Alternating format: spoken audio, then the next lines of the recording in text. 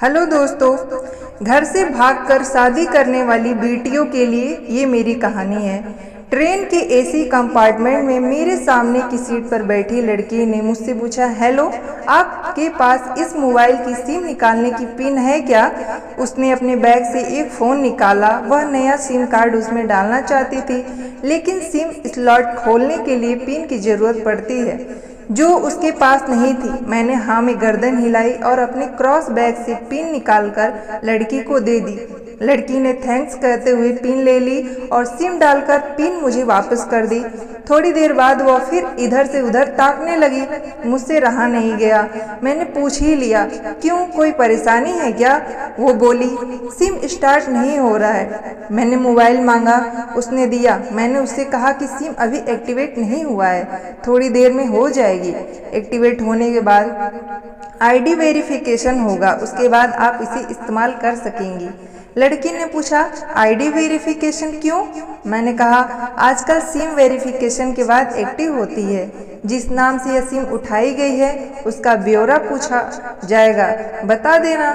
लड़की बुदबुदाई। ओह, मैंने दिलासा देते हुए कहा, इसमें परेशानी की कोई बात नहीं है। वो अपने एक हाथ से दूसरा हाथ दबाती रही, मानो किसी परेशानी में हो। मैंने फिर विनम्रता से कहा, आपको कहीं कॉल करना हो तो मेरे मोबाइल इस्तेमाल कर सकती हैं। लड़की ने कहा, जी फिलहाल नहीं, थैंक्स। लेकिन ये सिम किस नाम से खरीदी गई है मुझे नहीं पता। मैंने कहा, एक बार एक्टिव होने दीजिए, जिसने आपको सिम दी है उसी के नाम की होगी।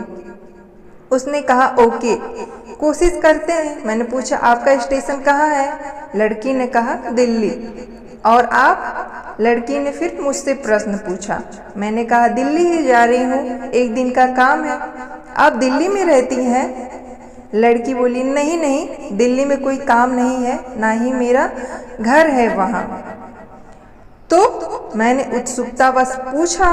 वो बोली, दरअसल ये दूसरी ट्रेन है जिसमें आज मैं हूँ और दिल्ली से तीसरी गाड़ी पकड़नी है, फिर हमेशा के लिए आज़ादी। आज़ाद? लेकिन किस तरह की कैद से?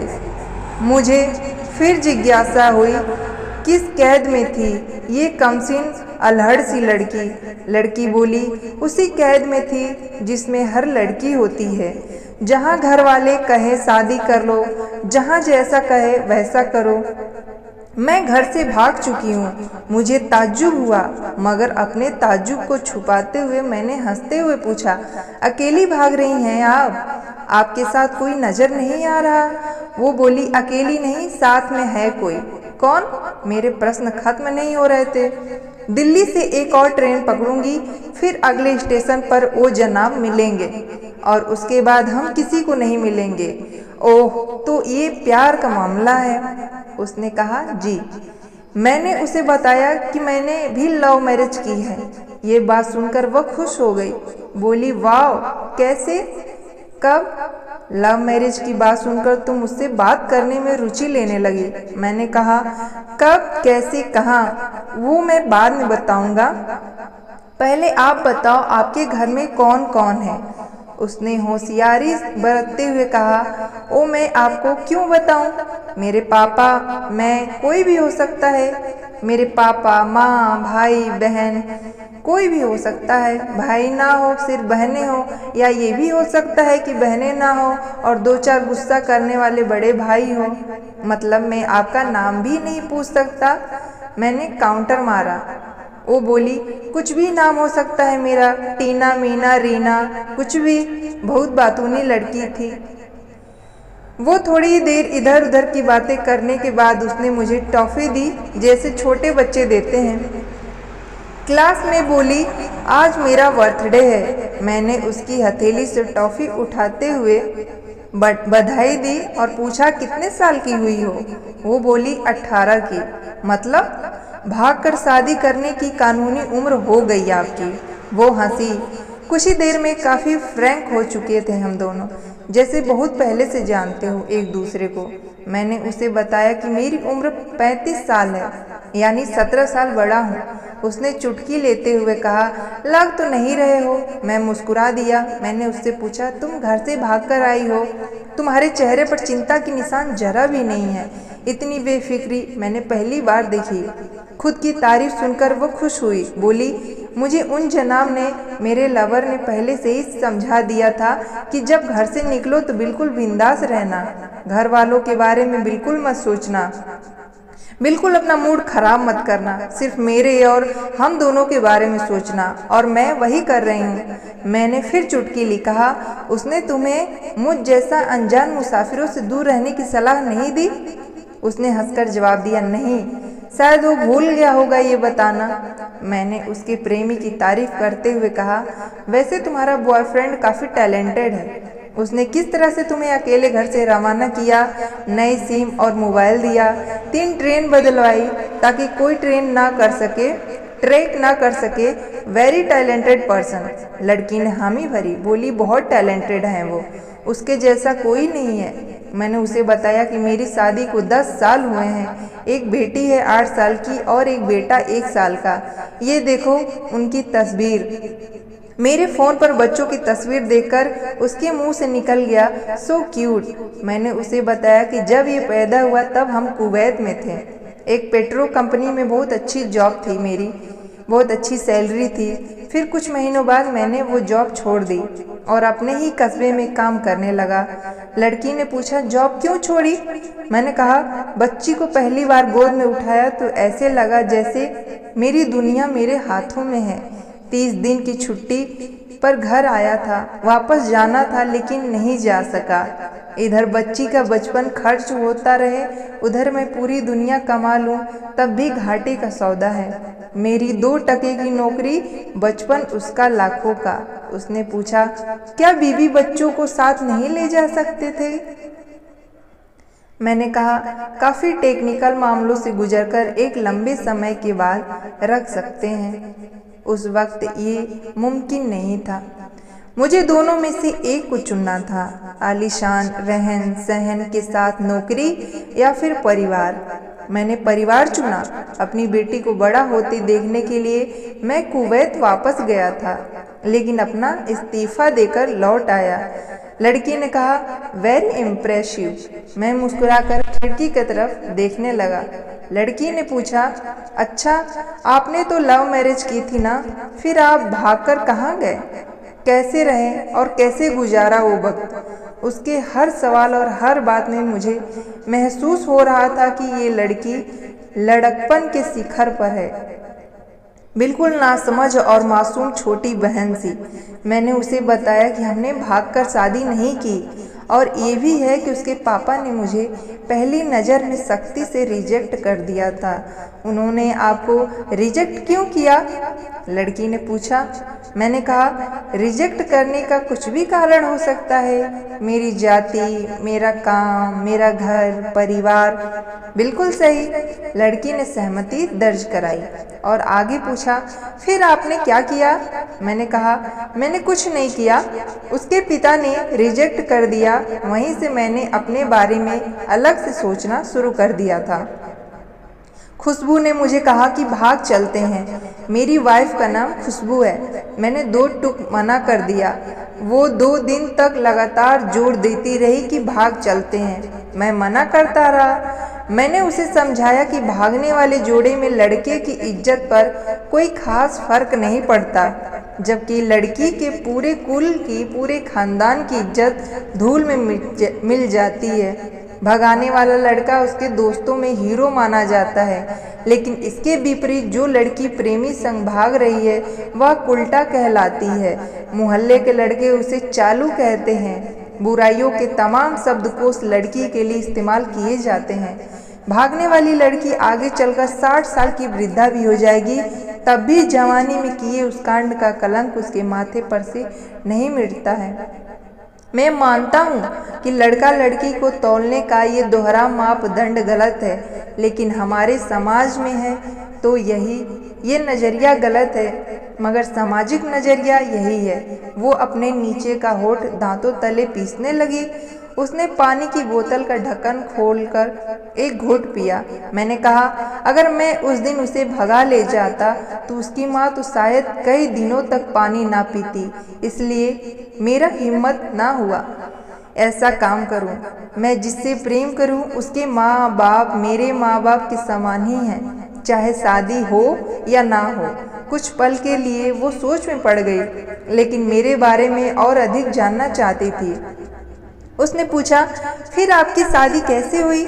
मैंने बताया कि खुशबू की सगाई कहीं और कर दी गई थी। धीरे धीरे सब कुछ नॉर्मल होने लगा था। खुशबू और उसके मंगेतर की बातें भी होने लगी थी फ़ोन पर। लेकिन जैसे जैसे शादी नज़दीक आने लगी, उन लोगों की डिमांड बढ़ने लगी। डिमांड मतलब? लड़की ने पूछा। डिमांड का एक ही मतलब होता है, दहेज की डिमांड। परिवार में सबको सोने से बने तोहफे, दूल्हे को लग्जरी कार चाहिए था, सास और ननद को नेकलेस, दो वगैरह वगैरह। बोले, हमारे यहाँ रीत है। लड़का भी इस रीत को अदायगी का पक्षधर था। वह सगाई मैंने तुड़वा डाली, इसलिए नहीं कि सिर्फ मेरी शादी उससे हो जाए, बल्कि ऐसे लालची लोगों में खुशबू कभी खुश नहीं रह सकती थी, ना उसका परिवार। फिर किसी तरह घर वालों को समझा बुझाकर मैं फ्रंट पर आ गया और हमारी शादी हो गई। यह सब किस्मत की बात थी। लड़की बोली, चलो अच्छा हुआ आप मिल गए, वरना वो गलत लोगों में फंस जाती। मैंने कहा, जरूरी नहीं कि माता पिता का फैसला हमेशा सही हो, और ये भी जरूरी नहीं कि प्रेमी जोड़े की पसंद सही हो। दोनों में से कोई भी गलत या सही हो सकता है। काम की बात यहाँ है कि कौन ज्यादा वफादार है। लड़की ने फिर से पानी का घूंट पी लिया और मैंने भी। लड़की ने तर्क दिया कि हमारा फैसला गलत हो जाए तो कोई बात नहीं, उन्हें गलानी नहीं होनी चाहिए। मैंने कहा, फैसला ऐसा हो जो दोनों का हो, बच्चों और माता पिता दोनों की सहमति, वो सबसे सही होता है। बुरा मत मानना, मैं कहना चाहूँगा कि तुम्हारा फैसला तुम दोनों का है, जिसमें तुम्हारे पेरेंट्स शामिल नहीं हैं। ना ही तुम्हें इश्क का असली मतलब पता है। अभी उसने पूछा, क्या इश्क का सही अर्थ है? मैंने कहा, तुम इश्क में हो, तुम अपना सब कुछ छोड़कर चली आई। यह सच्चा इश्क है, तुमने दिमाग पर जोर नहीं दिया। ये इश्क है, फायदा नुकसान नहीं सोचा।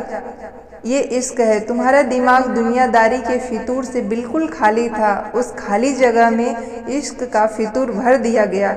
जिस जनाब ने इश्क को भरा, क्या वो इश्क में नहीं है? यानी तुम जिसके साथ जा रही हो वो इश्क में नहीं, बल्कि होशियारी हीरोगिरी में है।